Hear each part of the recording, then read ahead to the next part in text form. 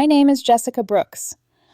I'm 34 years old, and a month ago, the man I thought I'd spend my life with looked me straight in the eyes and said, "I don't love you anymore." No shouting, no tears, just a flat, almost clinical tone, like he was reading a line from a script he'd rehearsed in the mirror. For a second, I thought he was joking.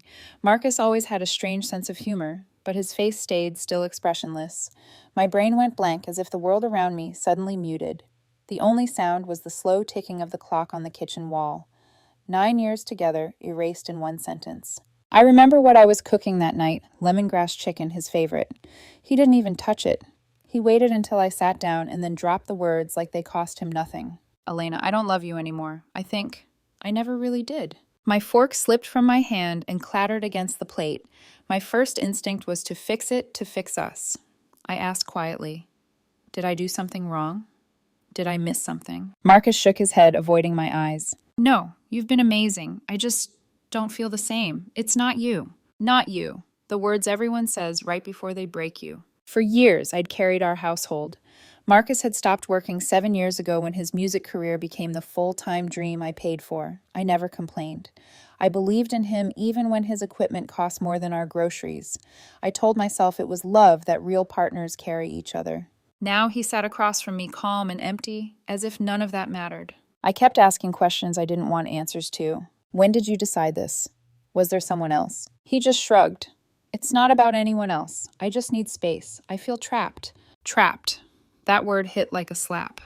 I was the one paying rent bills and studio fees, and he was the one who felt trapped. I remember laughing then, the bitter, hollow kind of laugh that sounds like it belongs to someone else. "So what happens now?" I asked. "I'll stay with my brother for a bit. You can keep the apartment. You make more anyway." The casualness of his tone cut deeper than the words themselves. He wasn't heartbroken. He was bored. When he went to pack, I walked into our bedroom. My bedroom now, I guess. His clothes were everywhere, the faint scent of his cologne still clinging to the sheets. I sat on the edge of the bed, my hands trembling, trying to decide whether to scream or stay silent. I didn't scream. Instead, I said the only thing I could manage. "Take what you need. Just leave the keys." He looked surprised, maybe even irritated. "Why, it's my home too." "Not anymore," I said quietly. "You ended that." After some back and forth, he tossed the keys on the counter and left. I watched from the window as he got into his brother's car. He didn't look back. 9 years gone in less than an hour. That night, the apartment felt both too quiet and too loud. Every object screamed his absence, the guitar propped against the wall, his coffee mug on the counter, the photo of us at Halong Bay smiling like fools in the sunlight. I should have cried. I didn't. I just sat there staring at the faint ring his mug left on the table, thinking how ordinary it all looked. How endings never look like endings. The next morning, sunlight spilled through the blinds. His side of the bed was cold. I stood there for a long time before whispering to myself. He wanted space. Let him have it. Then I took my first breath as someone newly single, not by choice, but by necessity.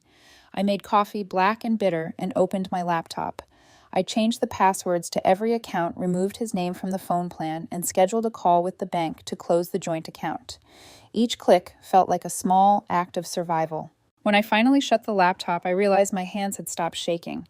The silence wasn't so heavy anymore. It was almost clean. Still, one thought lingered at the back of my mind, a whisper I couldn't silence. He didn't seem sad at all, and that somehow hurt more than losing him. Because if he wasn't sad, maybe the life I thought we built was never real to him in the first place. That night, as I turned off the lights, I caught my reflection in the darkened window.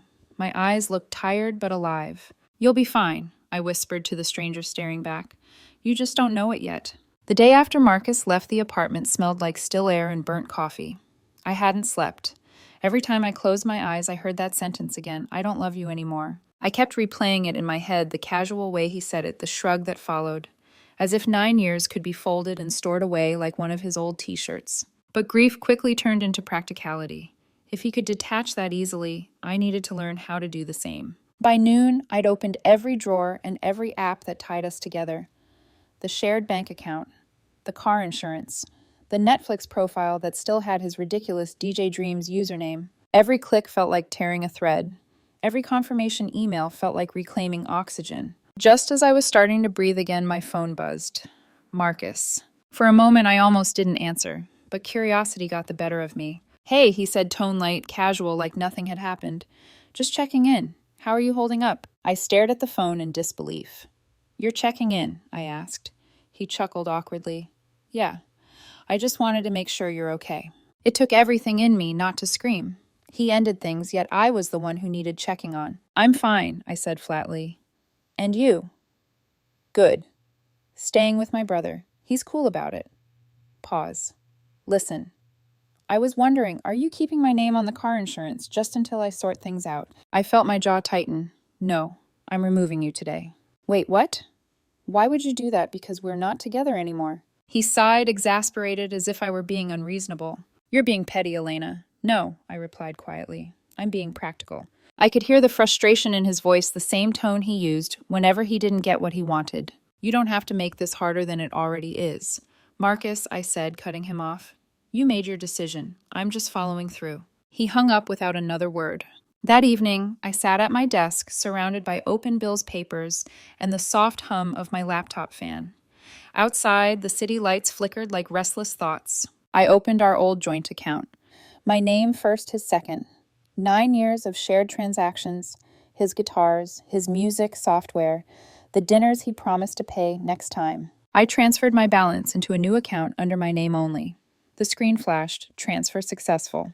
It was such a small message, but it felt monumental. Over the next few days, Marcus's texts started pouring in. Marcus. I can't believe you canceled my phone plan, Marcus. Do you know how humiliating it is to ask my brother for Wi-Fi? Marcus, you're punishing me, aren't you? I typed out a dozen responses, explanations, apologies, logic, then deleted them all. He wanted a reaction. I wasn't giving him that satisfaction. One night, after another angry voicemail, I turned off my phone and sat in the dark. For years, my evenings had revolved around him, his moods, his deadlines, his creative process. Now there was just me, the hum of the fridge, and silence. And somehow, for the first time in years, the silence didn't feel empty. It felt peaceful. A few days later, my friend Maya called. So she said gently, "How are you really free?" I admitted. But also, guilty? Guilty for what? For not feeling worse. Maya laughed softly. Elena, that's not guilt. That's relief. You carried him for years, emotionally, financially. You're allowed to breathe now. I wanted to believe her, but a part of me still felt cruel for cutting him off so fast. Until she said something that stuck with me. People who depend on others forget how to stand. Sometimes the kindest thing you can do is let them fall. That night, as I cleaned the apartment, our old apartment, I noticed how different it felt. The walls didn't echo anymore. The air felt lighter. There were fewer shoes by the door, but more space to move. I didn't realize it yet, but I was already starting to heal. Still, somewhere deep down, I knew Marcus wasn't finished. People like him rarely leave quietly. A week after the last text, I thought it was over. The calls had stopped. The silence had stretched long enough for me to start believing in it. But then one Thursday evening, my doorbell rang. At first, I ignored it, maybe a delivery gone to the wrong apartment. But the ringing didn't stop. When I finally opened the door, there he was. Marcus. His hair was messy, eyes puffy, wearing the same jacket I'd seen him leave in. He didn't even say hello, just brushed past me and muttered, "I'm here to pick up my stuff." My stomach tightened. "You already took what you needed." He turned to me with that familiar smirk, the one he used whenever he wanted to win an argument. "Yeah, well, I forgot a few things." He disappeared into the bedroom before I could respond. I stood by the door watching him move around like he still lived here, drawers opening, hangers scraping. Every sound grated against my nerves. After 10 minutes, I heard him shout, "Hey, I'm taking the laptop too. I used it all the time anyway." I froze. What? He appeared in the doorway, laptop under his arm, acting like it was no big deal. "Come on, Elena, don't be petty. I edited all my music on this thing. You barely used it." I took a slow breath. "Marcus, that laptop is mine. I paid for it. You used it because I let you." "God, you're unbelievable," he scoffed. "After everything I gave you." "Everything you gave me," I interrupted. "Marcus, you didn't even pay your half of the Wi-Fi." His jaw tightened. For the first time, he didn't have a comeback. "Just let me take it," he said finally. "You don't even need it. That's not the point." The air thickened. I could feel the tension pressing against my skin. My voice dropped lower, calm, but shaking with anger. "Put it back." He glared at me, clutching the laptop tighter. And that's when I noticed his suitcase by the door half open. Something inside it caught my eye. I walked over before he could stop me and pulled the zipper open. Inside was a neat stack of my things. My noise-canceling headphones, my art tablet, the new chef's knife set I'd bought last month. even one of my hoodies. Are you serious right now? I asked, pulling the items out one by one. I use those, he protested. You never even noticed. Using something doesn't make it yours, Marcus. His face twisted with annoyance. You're being so cruel. I have nothing right now, and you can't even let me take a few things. I straightened up, staring him down. I gave you 9 years. That was my generosity.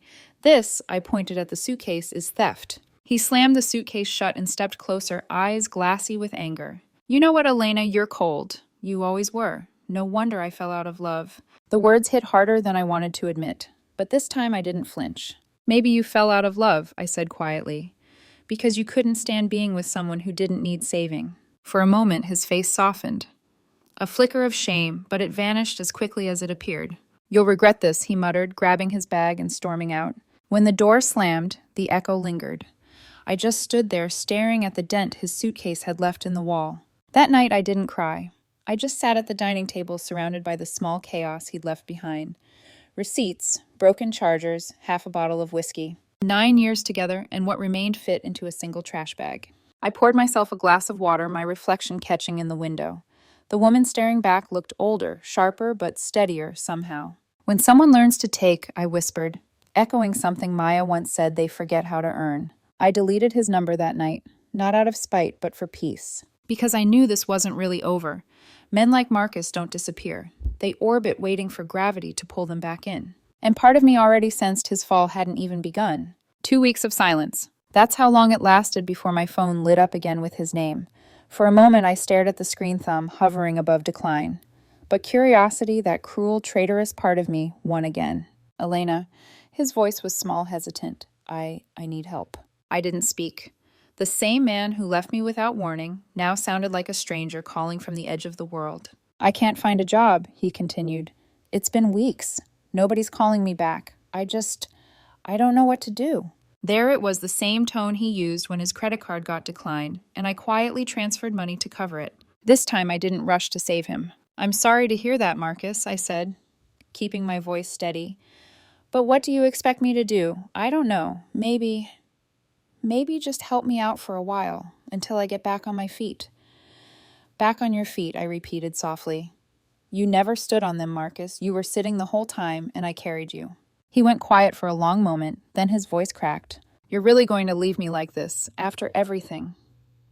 After everything? I echoed, yes. He hung up. For the next week, the messages began again, this time a storm of shifting tones. Marcus, please, I just need a little time, Marcus. You're heartless, Marcus. I miss you, Marcus. You destroyed my life. Every text was a swing between guilt and venom. I read them all but replied to none. Each one felt like a hook thrown into my chest, baited with nostalgia and pity. Maya noticed the exhaustion in my voice when we met for coffee. He's spiraling, she said matter-of-factly. I know. And you're letting him pull you with him. I stirred my drink, watching the foam dissolve. He's not eating, Maya. His brother says he's barely sleeping. He's manipulating you, she replied calmly. It's what people do when they've lost control. That night, guilt crept back in like fog through an open window. 9 years. You don't just unlove someone after 9 years. I lay in bed, staring at the ceiling, remembering the man who used to bring me flowers after every argument, the one who'd make me laugh at midnight with stupid jokes. But then memory twisted, the same man, refusing to get a job, spending entire days playing with his mixing board while I worked double shifts, the way he'd shrug whenever I asked about bills. Love and exhaustion had lived side by side for too long, and I finally realized it wasn't love I missed. It was the idea of being understood. A few nights later, he called again, his voice trembling. I'm sleeping on my brother's couch. He's getting tired of me. I can't even pay for groceries. His sobs were muffled through the line. For a split second, my heart softened. Marcus, I said quietly, I supported you for 9 years. I gave you every chance to build something.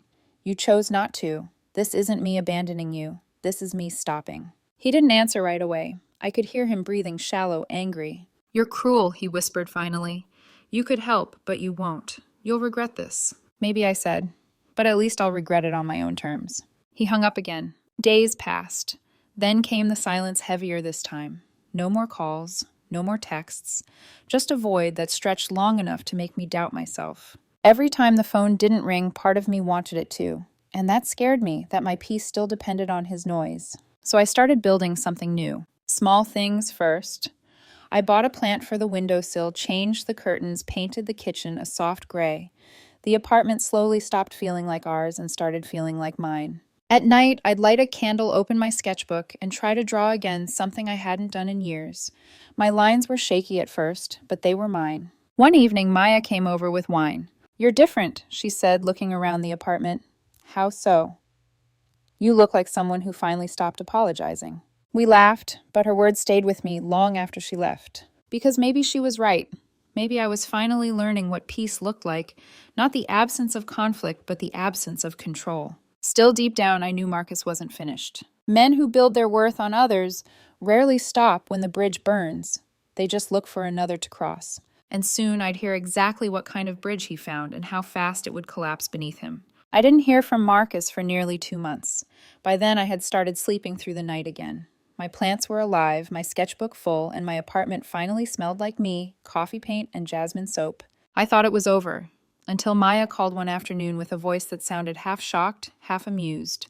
"You're not going to believe this," she said. "Marcus has a new girlfriend. Already." "Oh, yeah. And she's, let's just say, not his usual type." I didn't ask, but she told me anyway. Her name was Erica, a fashion consultant who posted daily photos of champagne glasses, rooftop pools, and designer sneakers. Every post tagged #luxury lifestyle. Maya sent me a link. Against my better judgment, I looked. There he was, Marcus standing beside Erica on a balcony, both of them grinning, a caption below that read, "Finally found someone who understands my dreams." My chest tightened, not with jealousy, but disbelief. He hadn't learned a thing. A few weeks later, more stories surfaced through mutual friends. Erica wasn't what she seemed. Her world of glitter and business trips was built on credit and borrowed favors. The car was leased. The condo, a short-term rental. Marcus had traded stability for a mirage, and this time he was the dependent one in someone else's fantasy. Maya called again one evening. Apparently they're fighting. Money stuff. Money stuff. He convinced her to open a credit card for him. Said it was for equipment upgrades. Sound familiar? I didn't respond. Just looked out the window at the city lights flickering like distant warnings. Weeks turned into months and the whispers grew darker. Erica's post stopped. Then came the rumors, debt collectors' friends demanding repayment, even a story about Marcus being thrown out of a bar after arguing about money. Part of me wanted to feel vindicated, but instead I felt tired. He was predictable, like watching a rerun of a show you once loved, but now know every line too. Still, one night I dreamt of him, standing in the rain, holding that same old guitar, asking for help. I woke up with a knot in my chest I couldn't name. 2 weeks later, the call came. Not from Marcus, from Sam, a mutual friend. "Elena, I thought you should know. He's in trouble." "What kind of trouble?" "The bad kind. Money threats. Some people showed up at his place last night asking about a loan. He says they're connected to Erica."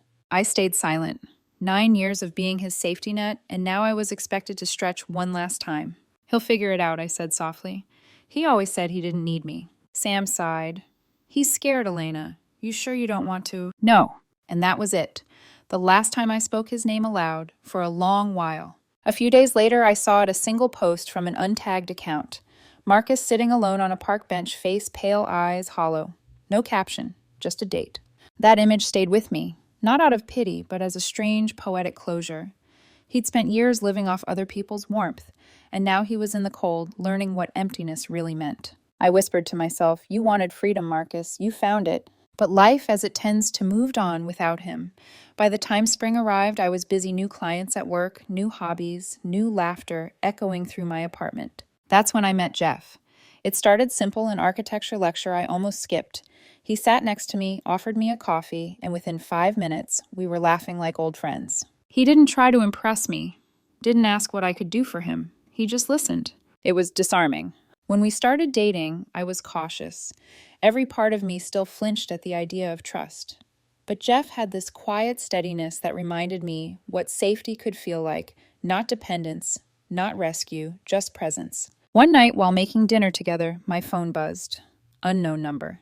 The message preview froze me. "Elena, it's me. Please, I need to talk." I stared at it, heart thudding, as Jeff handed me a plate. "Everything okay?" he asked. "Yeah," I said, locking the screen. "Just a ghost." He smiled, not prying. And in that moment, I knew ghosts only haunt you if you leave the door open. I wasn't going to. Because some people never understand that the love they took for granted was the last piece of grace they'd ever be offered. It had been almost a year since Marcus walked out of my life. A year since I'd cried into a cold pillow and told myself I'd never love again. Now I was standing in my kitchen laughing barefoot, covered in flour, while Jeff tried to flip a pancake and failed miserably. It's abstract art, he said, holding up the half-burned thing like a trophy. If by art you mean disaster, I teased, trying not to smile too much. He grinned, eyes crinkling the way Marcus's never did, not out of charm, but warmth. Jeff wasn't perfect. He didn't bring me flowers or make grand speeches. He brought peace, quiet, steady peace, and after everything that felt extraordinary. That night as we cleaned up, I felt my phone buzz again. Unknown number.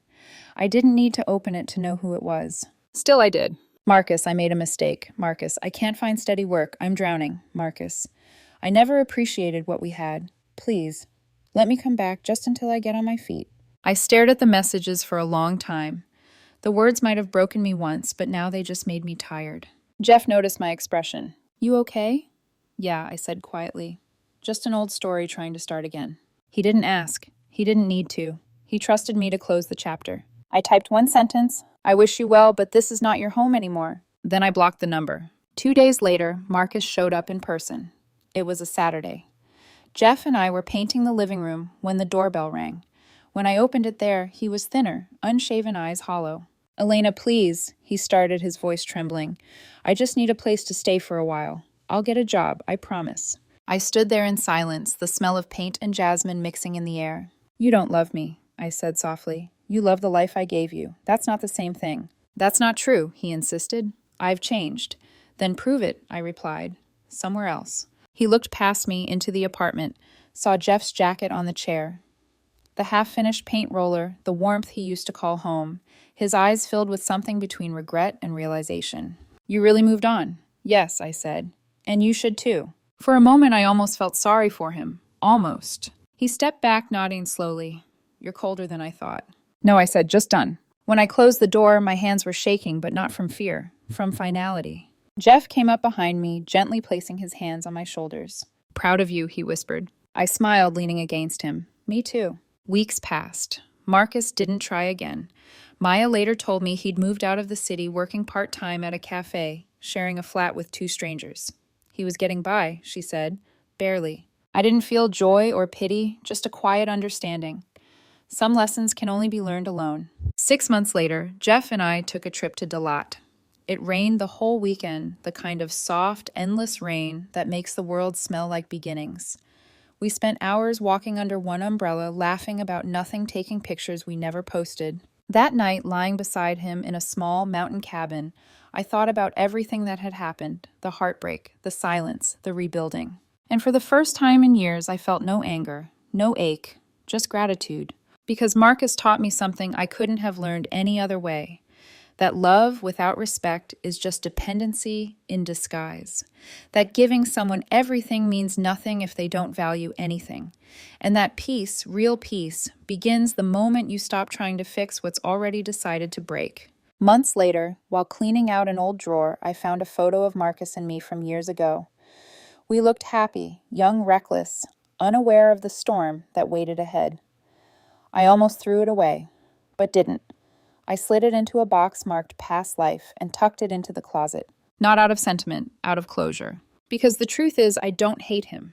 He was the lesson I needed to become the woman I am now. And as the rain tapped softly against the window that night, I smiled, not because life was perfect, but because it was mine. When I finally turned off the lights, I whispered to myself, You didn't lose him, Elena. You found yourself. And that was worth everything.